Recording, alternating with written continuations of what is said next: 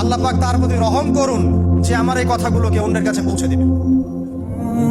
নবীজির ভাষণ। এরপর নবীজি বলছেন, জেনে রাখো নিশ্চয়ই তোমাদের পরস্পরের, মুসলিমদের পরস্পরের সম্পদ, পরস্পরের রক্ত, পরস্পরের এই যে জান মাল ইজ্জত, এগুলো একে অপরের জন্য হারাম।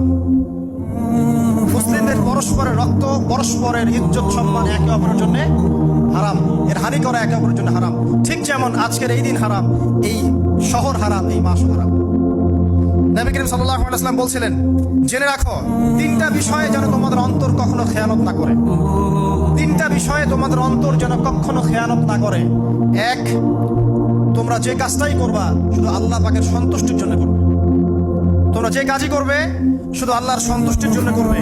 তোমাদের শাসক বর্গের কল্যাণ কামনা করবে। তোমাদের শাসক বর্গের কল্যাণ কামনা করবে। 3 নাম্বার, মুসলিমদের জামাতকে আঁকড়ে ধরে রাখবে।